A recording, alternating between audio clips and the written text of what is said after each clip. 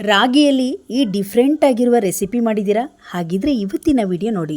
ಅದರಲ್ಲೂ ಇವತ್ತು ರಾಗಿಯನ್ನು ಬಳಸಿ ಈ ಒಂದು ಡಿಫ್ರೆಂಟ್ ಆಗಿರುವ ಒಂದು ರೆಸಿಪಿನ ಮಾಡಿದ್ದೀವಿ.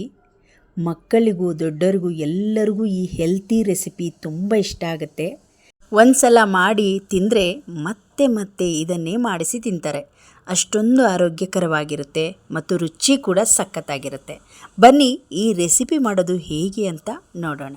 ಇದಕ್ಕೆ 1 ಕಪ್ ರಾಗಿ 1 ಕಪ್ ಅಕ್ಕಿಯನ್ನು ಒಂದು ದಿನ ಮುಂಚೆನೇ ನೆನೆಸಿಡಬೇಕು.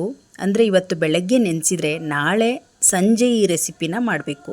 ನೋಡಿ, ಚೆನ್ನಾಗಿ ನೆನೆಸಿರುವ ನೀರನ್ನು ಚೆಲ್ಲಿ ನಂತರ ಮತ್ತೊಂದು ಸಲ ತೊಳೆದು ಈ ರೀತಿ ರೆಡಿ ಮಾಡಿ ಇಟ್ಕೊಂಡಿದ್ದೀನಿ. ಇದಕ್ಕೆ ಒಂದು ಅರ್ಧ ಹೋಳು ತೆಂಗಿನಕಾಯಿ ಬೇಕಾಗುತ್ತೆ. ಚೂರು ಮಾಡಿ ಇಟ್ಕೊಂಡಿದ್ದೀನಿ 1 ಕಪ್ ಅಷ್ಟು. ಮಿಕ್ಸಿ ಜಾರ್ ತೊಗೊಂಡು ಮೊದಲಿಗೆ ತೆಂಗಿನಕಾಯಿ ತುರಿಯನ್ನು ರೆಡಿ ಮಾಡ್ಕೊಳ್ಳೋಣ. ಇಲ್ಲಿ ಒಂದು ಹೂರಣ ಬೇಕಾಗುತ್ತೆ, ಹಾಗಾಗಿ ತೆಂಗಿನಕಾಯಿನ ಈ ರೀತಿ ತರಿಯಾಗಿ ರುಬ್ಕೊಂಡಿದ್ದೀನಿ. ನಂತರ 1 ಕಪ್ ಅಷ್ಟು ಪುಟಾಣಿಯನ್ನು ಹಾಕ್ತಾಯಿದ್ದೀನಿ. ಪುಟಾಣಿ ಹಾಕಿದ ಮೇಲೆ ಮತ್ತೆ ಒಂದು ರೌಂಡ್ ಮಿಕ್ಸಿ ಮಾಡಿಕೊಂಡು ಒಂದು ಬೌಲಿಗೆ ಹಾಕ್ಕೊಳ್ಳೋಣ. ಈ ರೀತಿ ಹೂರಣ ನಾವು ಈ ಕಾಯಿ ಕಡುಬು ಮಾಡುವಾಗ ಹೇಗೆ ಹೂರಣ ಮಾಡ್ಕೋತೀವಿ ಆ ರೀತಿಯಾಗಿ ಪುಡಿ ಮಾಡ್ಕೊಂಡಿದ್ದೀನಿ. ಪಕ್ಕದಲ್ಲಿ ಇಟ್ಕೊಂಡು ಅದೇ ಮಿಕ್ಸಿ ಜಾರಲ್ಲಿ ಇವಾಗ ಅಕ್ಕಿ ರುಬ್ಕೊಳ್ಳೋಣ. ಅಕ್ಕಿ ರಾಗಿಯನ್ನು ಒಂದೇ ಸಲ ಹಾಕ್ತಾಯಿದ್ದೀನಿ. ರಾಗಿ ಮತ್ತು ಅಕ್ಕಿನೂ ಒಂದೇ ಸಲ ರುಬ್ಕೊಂಡ್ಬಿಡೋಣ. ರುಬ್ಬುವಾಗ ಒಂದು ಸ್ವಲ್ಪ ಹೊತ್ತು ಸ್ಟಾಪ್ ಮಾಡಿ ನಂತರ ಮಿಕ್ಸಿಯನ್ನು ರನ್ ಮಾಡಿಕೊಂಡು ನಾವು ರುಬ್ಕೊಳ್ಳೋದ್ರಿಂದ ನೈಸಾಗಿ ಪೇಸ್ಟ್ ಥರ ರೆಡಿಯಾಗಬೇಕು. ಹೇಗೆ ನೀರು ದೋಸೆಗೆ ನಾವು ಮಾಡ್ಕೊಳ್ತೀವಿ ಆ ಹದದಲ್ಲಿ ಇರಬೇಕು.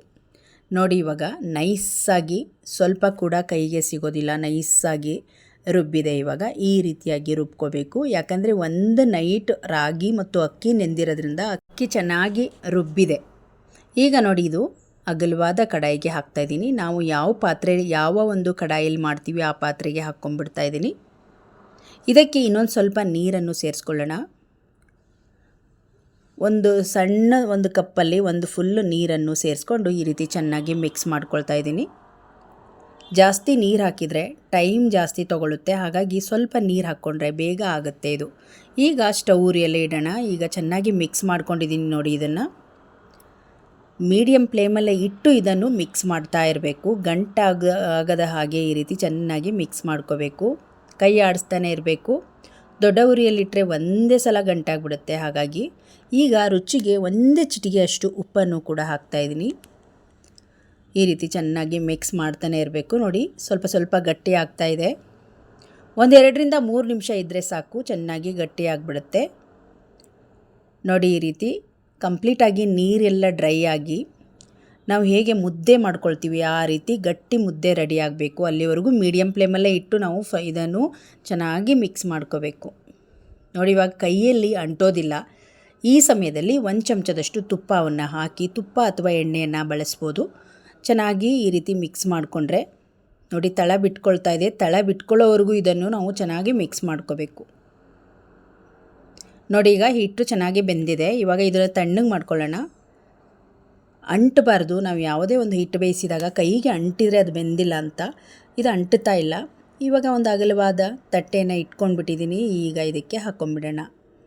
ಬಿಸಿ ಬಿಸಿ ಇದೆ. ಸ್ವಲ್ಪ ತಣ್ಣಗಾದ್ಮೇಲೆ ಈ ರೀತಿ ತಟ್ಟೆಗೆ ಹಾಕಿ ಚೆನ್ನಾಗಿ ನಾದ್ಕೋಬೇಕು. ಇದು ಡಿಫ್ರೆಂಟ್ ಆಗಿರುವ ಟ್ರೆಡಿಷ್ನಲ್ ಫುಡ್ ಅಂತಲೇ ಹೇಳ್ಬೋದು. ಮಾಡಲು ಸ್ವಲ್ಪ ಟೈಮ್ ಹಿಡಿಸಿದ್ರೂ ಮಕ್ಕಳು ರಾಗಿಯಲ್ಲಿ ಐಟಮ್ಸ್ ಬೇಡ, ರಾಗಿ ಮುದ್ದೆ ಬೇಡ ಅನ್ನೋರು ಕೂಡ ಈ ಒಂದು ರೆಸಿಪಿನ ತಿಂತಾರೆ. ನೋಡಿ, ಈಗ ಚೆನ್ನಾಗಿ ನಾದ್ಕೊಂಡು ಒಂದು 10 ನಿಮಿಷ ಹಾಗೆ ಬಿಟ್ಬಿಡೋಣ. ಇದನ್ನು ಒಂದು ಪ್ಲೇಟ್ ಮುಚ್ಚಿ ಹಾಗೆ ಬಿಟ್ಬಿಡೋಣ.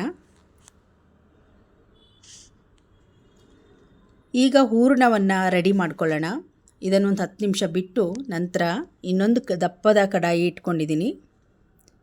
ಹೂರಣ ರೆಡಿ ಮಾಡ್ಕೊಳ್ಳೋಕ್ಕೆ 1 ಕಪ್ ಬೆಲ್ಲ, 1 ಕಪ್ ಹೂರಣ ಕರೆಕ್ಟ್ ಮೆಜರ್ಮೆಂಟಲ್ಲಿ ಹಾಕ್ಕೋಬೇಕು. ಒಂದು ಸ್ವೀಟ್ ಎಲ್ಲ ಕರೆಕ್ಟಾಗಿರುತ್ತೆ.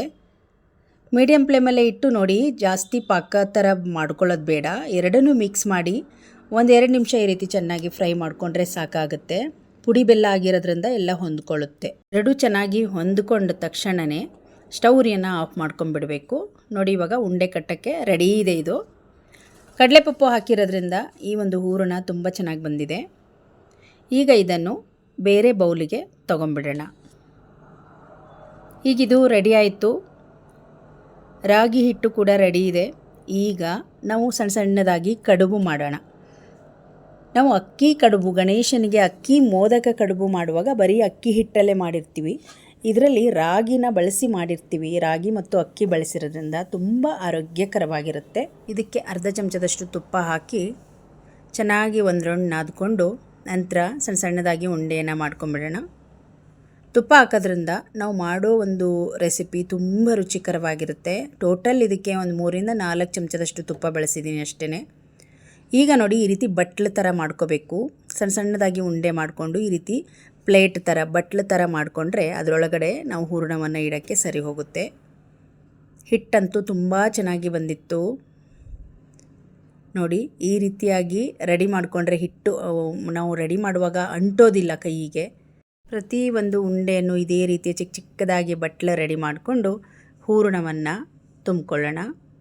ಈಗ ನೋಡಿ, ಈ ರೀತಿ ಸಣ್ಣ ಸಣ್ಣದಾಗಿ ಹೂರಣದ ಉಂಡೆ ತೆಗೆದು ಈ ಬಟ್ಲು ಮಧ್ಯದಲ್ಲಿಟ್ಟು ಸೇಮ್ ನಾವು ಒಬ್ಬಟ್ಟು ಮಾಡುವಾಗ ಹೇಗೆ ಉಂಡೆ ಮಾಡ್ಕೊಳ್ತೀವಿ ಆ ರೀತಿಯಾಗಿ ಮಾಡ್ಕೋಬೇಕು ನೋಡಿ. ರೌಂಡಾಗಿ ಮಾಡಿಕೊಂಡ್ರೆ ಆಯಿತು. ಇದೇ ರೀತಿಯಾಗಿ ಎಲ್ಲ ಉಂಡೆಗಳನ್ನು ನಾವು ರೆಡಿ ಮಾಡ್ಕೋಬೇಕು ನೋಡಿ. ಈ ರೀತಿ ಮಧ್ಯದಲ್ಲಿಟ್ಟು ಈ ರೀತಿ ಚೆನ್ನಾಗಿ ಫೋಲ್ಡ್ ಮಾಡಿ ಉಂಡೆ ಕಟ್ಟಿದರೆ ಆಯಿತು. ಎಷ್ಟು ಚೆನ್ನಾಗಿರುವ ಉಂಡೆ ಬಂದಿದೆ, ಸ್ವಲ್ಪ ಕೂಡ ಅಂಟದೆ ಉಂಡೆ ರೆಡಿಯಾಗಿದೆ. ಇದೇ ರೀತಿ ಎಲ್ಲ ಉಂಡೆಗಳನ್ನು ರೆಡಿ ಮಾಡ್ಕೊಳ್ಳೋಣ ನೋಡಿ. ಇವಾಗ ಉಂಡೆ ಎಲ್ಲ ರೆಡಿಯಾಗಿದೆ. ಮಿಕ್ಕಿರುವ ಹಿಟ್ಟಲ್ಲಿ ಮತ್ತೆ ಸಣ್ಣ ಸಣ್ಣದಾಗಿ ಉಂಡೆಯನ್ನು ರೆಡಿ ಮಾಡಿಕೊಂಡು ತಕ್ಷಣದಲ್ಲಿ ಮಾಡೋಣ. 1-2 ಕಪ್ ಅಂದರೆ ರಾಗಿ 1 ಕಪ್, ಅಕ್ಕಿ 1 ಕಪ್ ಹಿಟ್ಟಲ್ಲಿ ಸುಮಾರು ಉಂಡೆಗಳಾಗಿತ್ತು. ಬೆಳಗಿನ ನಾಷ್ಟಕ್ಕೂ ಮಾಡ್ಕೋಬೋದು. ನಿಮಗೆ ತಿನ್ನಬೇಕು ಅನಿಸಿದಾಗೆಲ್ಲ ಅಥವಾ ಮಕ್ಕಳೇನಾದರೂ ಡಿಫ್ರೆಂಟಾಗಿ ತಿನ್ನಬೇಕು ಅಂದಾಗ ಈ ಆರೋಗ್ಯಕರವಾದ ರೆಸಿಪಿನ ನೀವು ಮಾಡಿಕೊಡ್ಬೋದು. ಈಗ ನೋಡಿ, ಎಲ್ಲ ರೆಡಿಯಾಗಿದೆ. ಇಡ್ಲಿ ಹಬೆಯಲ್ಲಿ ಕೂಡ ನೀರನ್ನು ಕಾಯಿಸ್ಕೊಂಡು ನೋಡಿ ಬಿಸಿಯಾಗಿದೆ. ಈಗ ತಟ್ಟೆಗೆ ಹಾಕ್ಕೊಂಬಿಡೋಣ. ಹಬೆ ಮಾಡ್ಕೋಬೇಕು. ಒಂದು 10ರಿಂದ 15 ನಿಮಿಷ ಹಬೆ ಮಾಡ್ಕೊಂಡ್ರೆ ಸಾಕಾಗುತ್ತೆ. ಮೊದಲೇ ಇದು ಹಿಟ್ಟು ಚೆನ್ನಾಗಿ ಬೆಂದಿರೋದ್ರಿಂದ ಸ್ವಲ್ಪ ಹಬೆ ಮಾಡಿದರೆ ಚೆನ್ನಾಗಿರುತ್ತೆ ತಿನ್ನೋಕ್ಕೆ. ಬಾಳೆ ಎಲೆ ಇದ್ದರೆ ಈ ರೀತಿ ಮೇಲೆ ಬಾಳೆ ಎಲೆ ಹಾಕ್ಕೊಳ್ಳಿ, ಫ್ಲೇವರ್ ಚೆನ್ನಾಗಿರುತ್ತೆ ನೋಡಿ. ಈಗ ಒಂದು 10-15 ನಿಮಿಷ ಸ್ಟೀಮ್ ಮಾಡ್ಕೊಳ್ಳೋಣ ಇದನ್ನು ನೋಡಿ. ನಮ್ಮ ಮನೆಯಲ್ಲಿ ಮಕ್ಕಳಿಗೆ ತುಂಬ ಇಷ್ಟ ಆಗಿತ್ತು. ನಿಮ್ಮ ಮನೆಯಲ್ಲಿ ಎಲ್ಲರಿಗೂ ಕೂಡ ಇಷ್ಟ ಆಗುತ್ತೆ. ಎಂಥ ಆರೋಗ್ಯಕರವಾದ ರೆಸಿಪಿಗಳನ್ನು ಮಾಡಿಕೊಟ್ರೆ ಯಾರಿಗೆ ತಾನೇ ಇಷ್ಟ ಆಗಲ್ಲ ಹೇಳಿ. ಈಗ ಒಂದು 10-15 ನಿಮಿಷ ಸ್ಟೀಮ್ ಮಾಡಿಕೊಂಡು ತೊಗೊಂಡು ಬಂದಿದ್ದೀನಿ ನೋಡಿ. ಬಿಸಿ ಬಿಸಿಯಾಗಿರುವ ಈ ರಾಗಿ ಉಂಡೆ ರೆಡಿಯಾಯಿತು. ಡಿಫ್ರೆಂಟಾಗಿ ರೆಡಿಯಾಗಿದೆ ನೋಡಿ. ಇದನ್ನು ಇವಾಗ ತುಪ್ಪದಲ್ಲಾದರೂ ತಿನ್ಬೋದು, ನೀವು ಹಾಗೇನೂ ಕೂಡ ತಿನ್ಬೋದು. ಬಿಸಿ ಬಿಸಿಯಾಗಿ ತಿಂತಾಯಿದ್ರೆ ಕೂಡ ತುಂಬ ಚೆನ್ನಾಗಿರುತ್ತೆ. ನಾನಿವಾಗ ಒಂದು ಬಾಳೆ ಎಲೆಯಲ್ಲಿ ಈ ಒಂದು ಉಂಡೆನ ಹಾಕ್ಕೋತಾ ಇದ್ದೀನಿ. ಬಿಸಿ ಇರುವಾಗಲೇ ತುಪ್ಪ ಹಾಕಿ ತಿನ್ನೋದು ಸಖತ್ತಾಗಿರುತ್ತೆ. ಇವತ್ತು ಮಾಡಿರುವ ಟ್ರೆಡಿಷ್ನಲ್ ಅಡುಗೆ ನಿಮಗೆ ಇಷ್ಟ ಆಯಿತು ಅಂದ್ಕೊಂಡಿದ್ದೀನಿ. ಸಾಮಾನ್ಯವಾಗಿ ನಮ್ಮ ಪೇಜ್ ಅಥವಾ ಯೂಟ್ಯೂಬ್ ಚಾನಲಲ್ಲಿ ಇದೇ ಥರದ ಟ್ರೆಡಿಷ್ನಲ್ ಅಡುಗೆಗಳು, ಹಬೆ ಕಡುಬುಗಳು ಸಾಕಷ್ಟು ವಿಡಿಯೋಗಳನ್ನು ಅಪ್ಲೋಡ್ ಮಾಡಿದ್ದೀನಿ.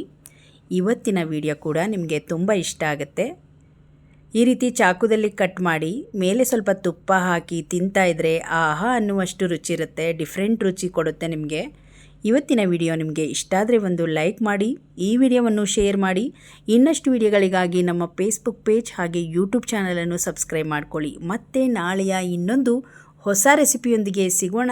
ಅಲ್ಲಿಯವರೆಗೂ ಧನ್ಯವಾದ.